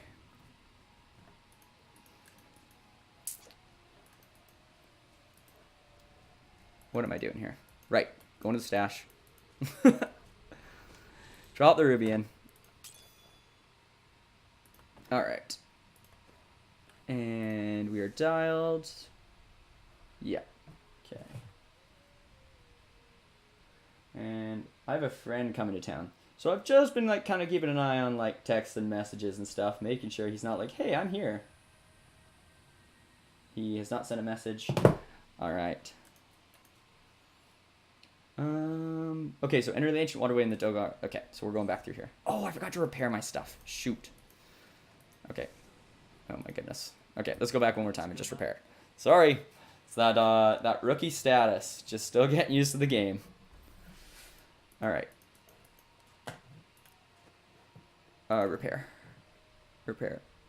All items. Okay. There we go. All right, looking for that ancient waterway. There we go.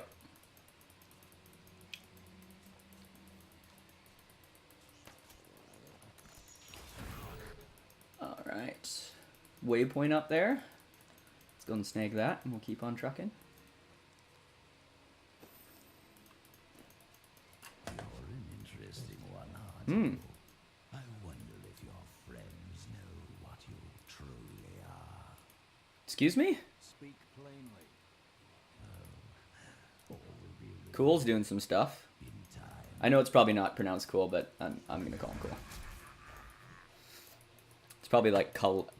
Kalei? Yeah, it's cool. Well, clearly I got to get over to that corner up there. So I'm gonna guess, just based on the way this land, I kind of saw it jutting out there on the map. I'm gonna guess that we're going this way. Ooh, they're taking a few hits there. Enemies are getting tougher. Guess that's part of this experience. I think I probably will Thras. He screamed, "You will not enter the aqueducts." Ooh. What was that? Oh, it's barbarian only. That's okay.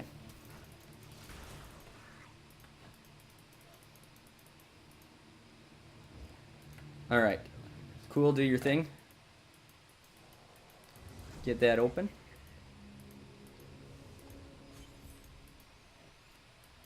Alright. So we just came through there. Okay, we're in here. So it says Western flow control level pulled, 0 of 1. Eastern, okay, so I gotta pull some levers and then open the entrance to the waterlogged passage.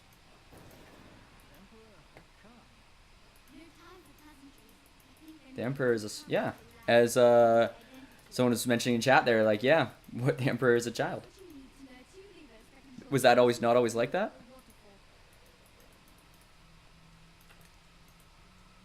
All right, where are these levers?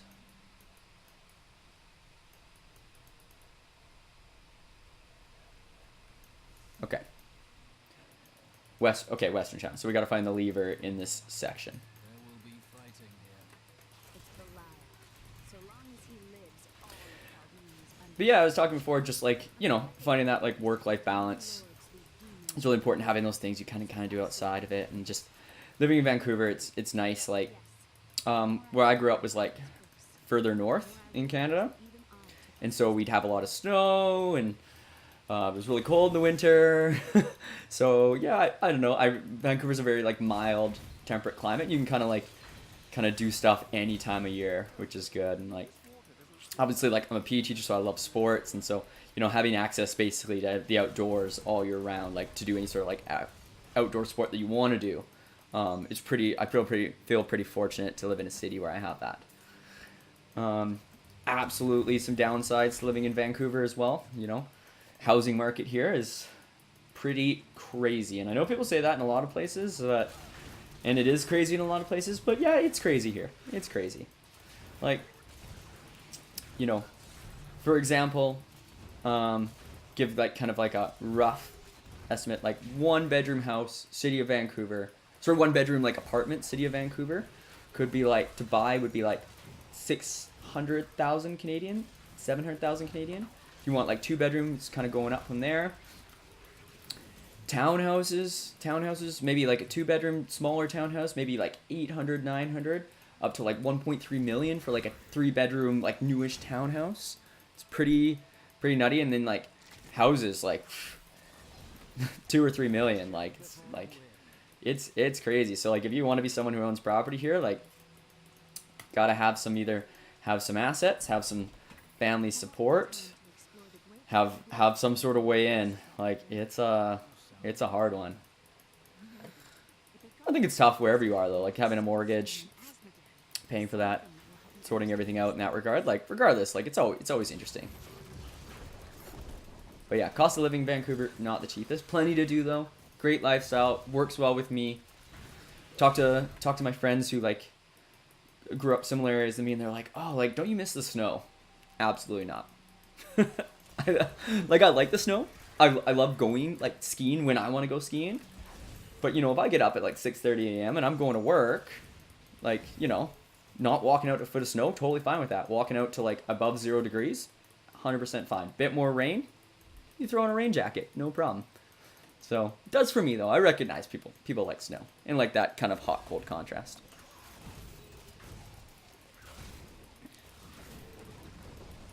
Jive dude, is there a big weather contrast between where you were in Belgium and where you are now in the States?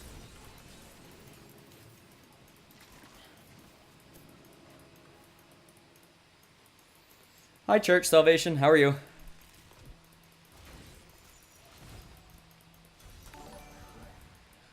Oh, thank you for the follow, Church.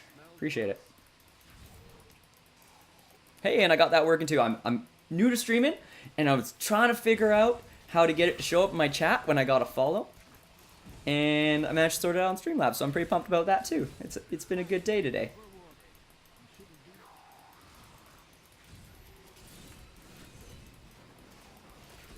I talked about this on an earlier stream, but like, you know, when I first was kind of getting back into things, like it's interesting. Like, I haven't really played video games consistently in a long time. So I played a lot growing up. Kind of did the Diablo 1 was honestly like a pretty early on game for me. Maybe questionable decision by my parents, like when I was a young kid, just like rocking Diablo. But you know, they were good. They were pretty supportive. And they knew my dad played it too, so they kind of knew what was going on, and so I played that and played some other games. Had a Super Nintendo and N64. Played a lot of Smash, GoldenEye, those sorts of games. Had a PlayStation 1. Played Final Fantasy 7. That was a big one for me growing up. Got the Xbox. Was really into Halo 2 and then Guitar Hero. But the one thing I found was I would get just like so hooked on video games, which is totally fine, but it was like, it wasn't balanced. Like, it was just like, I'd be at school, I'd be thinking about video games. I'd be coming home, I'd be thinking about video games. Be at basketball practice, thinking about video games. So I kind of hit that point in my early 20s where I was like, you know, maybe I just need to dial it back from the video games. So I kind of just made a rule for myself that, you know what, I'd still play video games, but only in person with other people, and only like in real life in person. So like no like online gaming. And so I took a break from a long time. Probably like that was around 2010. And then Jive Dude, thank you for the follow. Appreciate it. Yeah, so just just took that little. Oh, let's go get that goblin, the loot goblin. Oh, you're trapped in the corner. Ha ha ha. Nice. All right. I like those little guys. And I like that they pop up on the map too. It's like a little side game. It's fun. So yeah, so I took a break for like quite a while, and then I'd been watching, for whatever reason, I kind of got into on YouTube watching a couple streamers. Found it pretty relaxing. Watching, actually, if anyone's familiar with like the Northern Lion live super show, NLSS. You know, that was something I was watching quite a bit and enjoying like the banter and kind of seeing that, like, you know, they're all great guys and they have like a good community, and it was fun, and I found it just really relaxing. And so I decided that I was gonna give it a shot with streaming. And yeah, it's like I started last week, and it's been going well so far. I'm just gonna pause because I see there's just a couple comments here. All right. Oh man, thank you, Wolf, for following as well. Appreciate it. You guys are awesome. Church Salvation says, think of streaming 20 hours a day. Dude, that is ambitious. I know if I'm streaming for like 3 hours, I'm beat. I'm tired. What do you do for breaks? What do you do for food during that? Jive Dude, I asked him about contrasts. A lot of weather in Belgium, East Coast, New Hampshire, so real seasons, absolutely, real winters, real summers. Do you like having the real winters, real summers, like moving to that kind of standard? How does it impact with your teaching career? So I've only been streaming for a week. I think whenever you're doing anything that's new, it's going to be tiring. So I did notice, like, you know, my first couple days going to work, I did feel a little bit tired. Like I mentioned too that, you know, we at the start of the stream that we didn't go up to Whistler this weekend because Emily and I were both feeling pretty beat. And you know, maybe if we're being fair, like streaming had a part of it. But I think with anything, it'll kind of get easier over time. And it'll just take time and effort, and some work, and just getting used to playing the game and talking and managing kind of all the tech side with like Streamlabs. Eastern Channel, okay, straight connection, sweet. So once I kind of have all that managed, I think it should be fine. Like it like, you know, it's an evening activity. Like if you look at my description down below, like I have some set times, like in the evening on Sundays, Tuesdays, and Thursdays from like 6:30 to 9:30. Those are all times I kind of know will work for me. And once I kind of have those routines and those rhythms, like I think it'll be doable. I'm also like deep enough into my teaching career now that like a lot of the parts of teaching that are tough at the start of your career, like for example, like planning takes so much time at the start. And now that I've kind of hit a point where, you know, I'm picking up new challenges, but kind of those base levels of teaching are like pretty set. Like I've got my repertoire of skills, I've got my activities and like units planned out pretty well. So I was just kind of looking for a new skill and a new challenge. Like I always kind of like to push myself in different ways, and this kind of just seemed like a new thing to learn about and do. And it's been super fun so far. Like it's great playing Diablo again, and I like having the conversations with chat, and that's been good. Thank you for asking that, Jive Dude.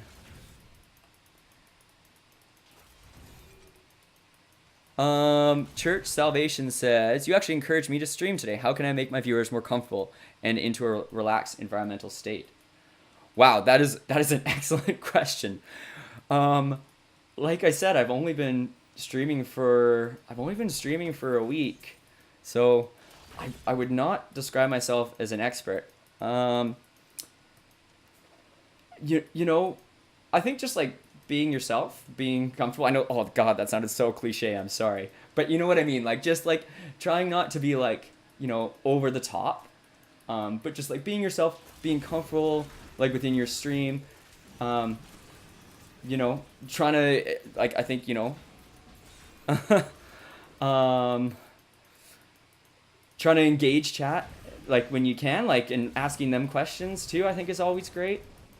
You know, I kind of like, you know, as it goes with podcasts, kind of like stumbled across a podcast through other podcasts, and it's through like Deadly Slob. Deadly Slob is a Twitch streamer, and he just like has like he's a really good podcast about how to start on Twitch and how to kind of get going, and like he has like a few episodes that are like about him and like his start and like generally some like general information, and then he just does a lot of Q&As, and so like I think I just picked up kind of stuff like passively through that. Like I often throw it on in the car on my drive home. He's got, you know, some really interesting ideas, and I don't know. Jive Dude asks, what's the story around my Twitch name? So my name is Mike. My partner's name is Emily, and so like it's so funny, like it's and cheesy, but like we've been together a long time, and like we'd never had like a couple name. I know, super lame. I understand. If you want to unfollow right now, I wouldn't blame you. But so we never had a couple name, and people were like, oh, a Mike, Michaely, and like literally like we'd been together like 5-6 years, and I turned her on the couch and I was just like, oh my gosh, why are we not just called like Eminem, right? Like my M for Mike, we always just call her M, and she was just like, oh my god. So that's like where we came up with that. So I just called it Eminem Games, because I'm like, yeah, you know, at times like maybe when I'm streaming, I was also thinking like she might come and like join me, we'd like have a conversation while streaming. Would you guys listen to that? Yeah. Jive Dude, nice. Would you guys listen to that if I brought her on? Would you guys be interested in that? Eminem, yeah, Eminem. But then like her name is spelt like Emily, so that's why it's M and M. And then that picture, the profile picture, is a picture of my cat, who we just got. Her name is Pims. All right, Eastern Flow Control. Yep. Okay, so we want to go in there. And there's our lever number 2. Eminem like the candy, or the rapper, or the famous rapper. It's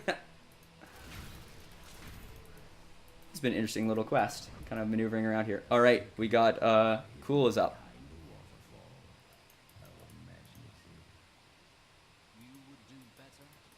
You shall see when we get to my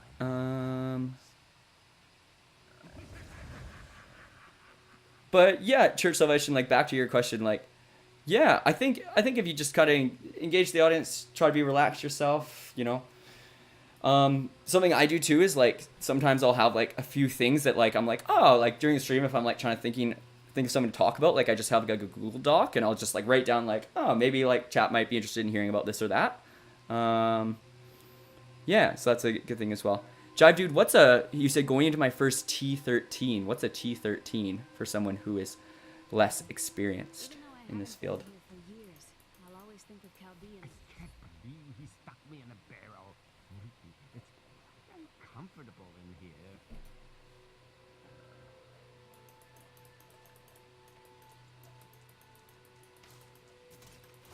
All right. So I got to kill the betrayed right now. Maybe small boss fight? Are you dead? If you're dead, just say so. Oh, Torment hardest mode. Holy smokes. So literally the opposite of end from the spectrum of what's being played here. Yeah. T13 Jeweler, except for greater rifts. What are greater rifts? Thank you for releasing. Oh, okay. It was getting a little boring. He was in the barrel. All right. I am seeking a magic crucible. Magic crucible. The legend says what's hidden in these Okay. How do we find it? Okay, so we gotta find this crucible. Uh-oh. which is apparently this way. Good of me. I forgot to introduce myself. My name is Covetous Shen. And what do you covet, Shen? Oh, this and that. All right.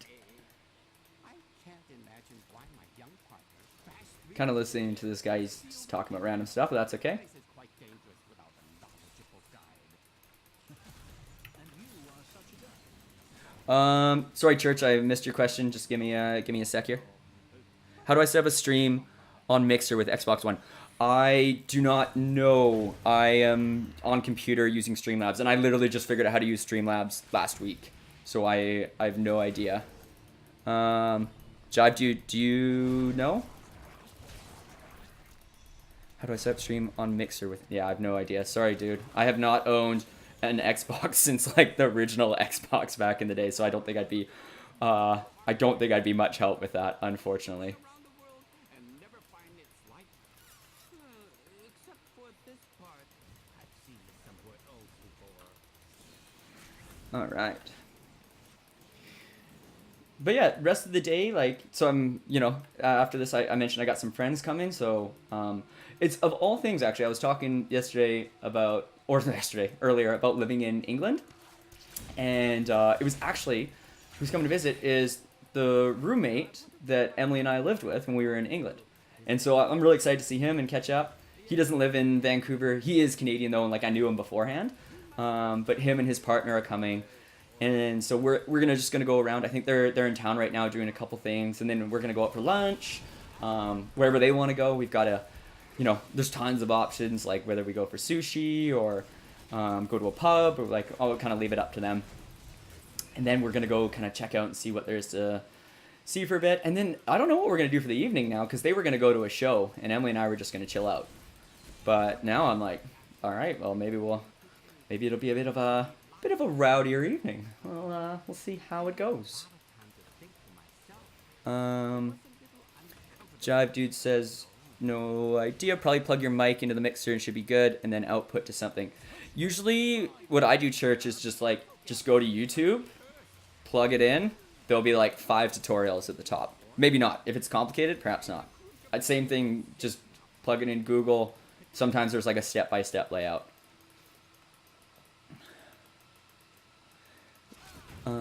Yeah, should be good. So I'm excited. So got that, and then the other thing I'm working on this weekend, I'm applying to master's programs too, kind of masters of educational leadership. So I've got my I've applied to like my first choice school, and so I'm applying to kind of like my second choice school. And this would be like potentially September start date, and like what it does, Masters of Ed Leadership. It kind of opens up doors in terms of like if you want to go on to being like a principal, or even like just like kind of a middleship leader position. Like we have like things like coordinators or like an athletic director. Like it kind of keeps those options open. So yeah, so I gotta like kind of go through the second application process for my second school. So I gotta get that. Really need to get that done this weekend. I've been kind of putting it off for a few weekends. Keep being like, I could do that, or I could like work on getting all my Twitch stuff set up and do research on that. And so I've been choosing that option. Am I going the right way right now? Church, what's up? You need a favor? I don't know what the Mixer community is.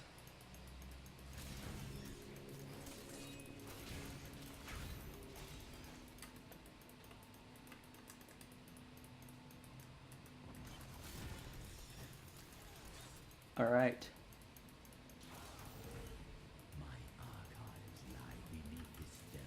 Let's get those hammers going. We must be close to something here.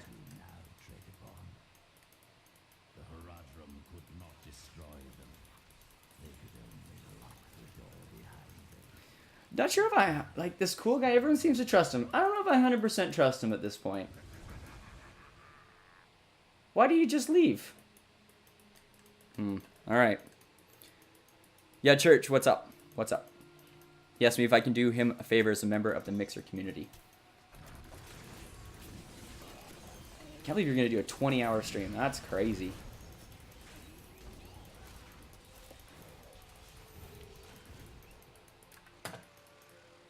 yeah, so I got to work on that, that master's application, and then just like the rest of the weekend, just kind of chilling out, doing those like, you know, weekend chores, the groceries, the laundry, yada, yada, yada. You know, it's something that like, I don't know. You get used to it as an adult, I think. It's just in the routine, right? I think we can kind of all relate to that. Yeah, Church, I'd be happy to check out your channel and see what's going on. Thank you for inviting me. That's very kind of you. I'll try to swing by.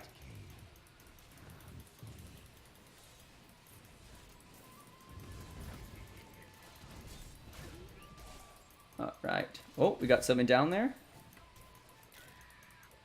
Cave of the... So we got to get the blood from the Cave of the Betrayer. Okay, Cave of Betrayer level 1. Here we go. Ah, another wretched sandy hole. Let's go. The scoundrel says, another wretched sandy hole. Yeah, you got it. I'm curious to see if the acts kind of follow the pattern from Diablo 2. Because, like, first one, okay, out of, like, New Tristram, felt very similar to Act 1 in Diablo 2.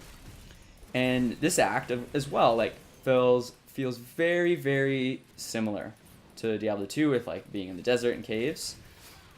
And so Act 3 in Diablo 2 was kind of, like, swampy based. You fight Mephisto at the end. So I'm curious to see if that's similar as well. If they're going to kind of keep that trend going. Or if they're going to mix it up.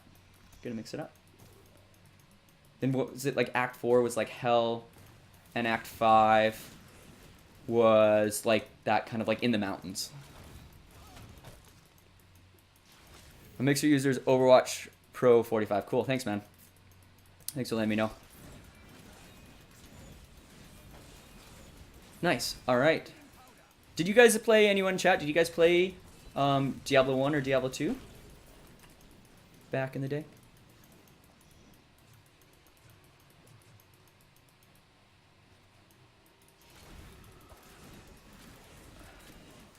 Alright, there must be, it said this was level 1, so there's gotta be a level 2 down. Let's see if we can sort that out.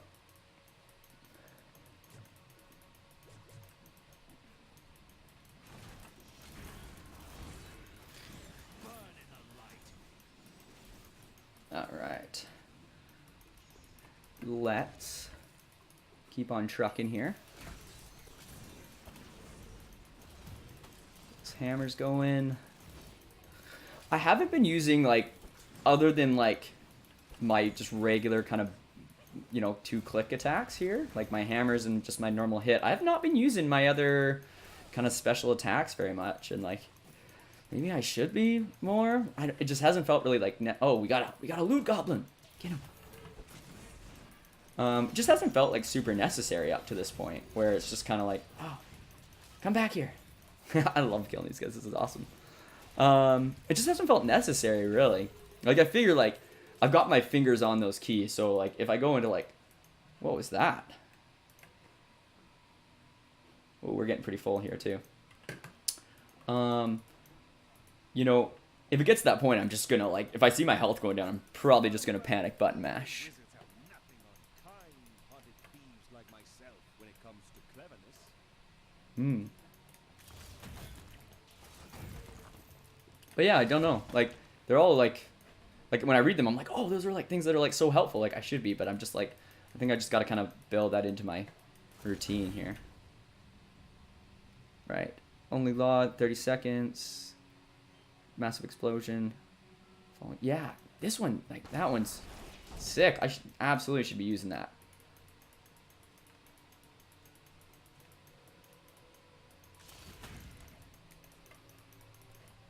Did I just run around to the start? God damn it.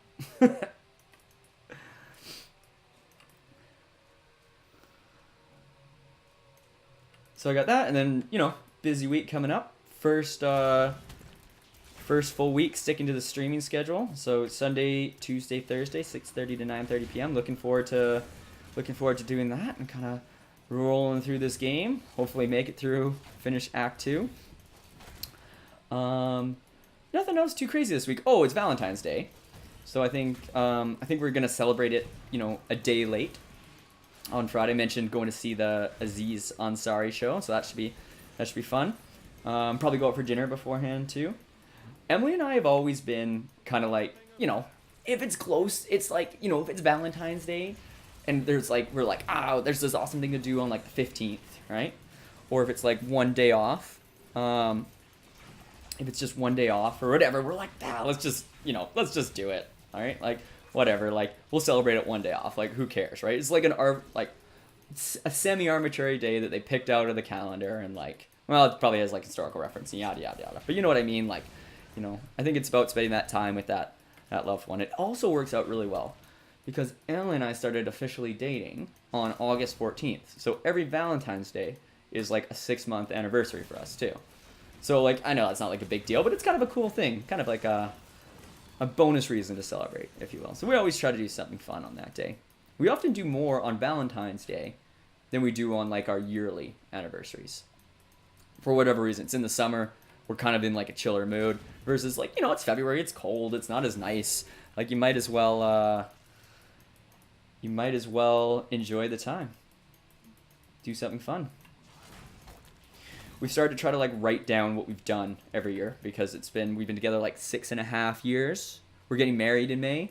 Excited for that one too. I talked about that a bit on my last stream. All right, down to level 2. Yeah, so it's starting to be harder to keep track of like the ways that we've celebrated. So we're starting to try to like, whenever we go out, we're like, what did we do last year? What did we do the year before? So I've actually like got like lists on a phone now that's like, this is what we've done every year. So we don't lose track. Church says, I'm going to need a lot of Mountain Dews. 20-hour stream, man. Absolute madman, I tell you.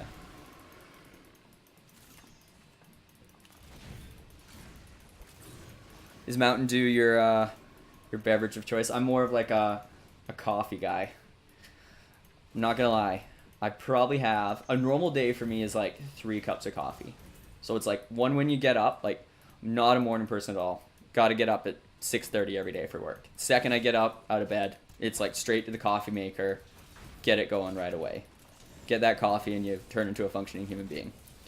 And then like we have a couple breaks during the day at school, and so like during that like recess break, coffee.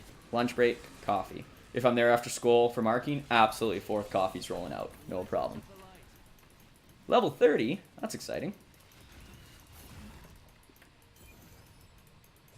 You've unlocked a passive skill slot. Sweet.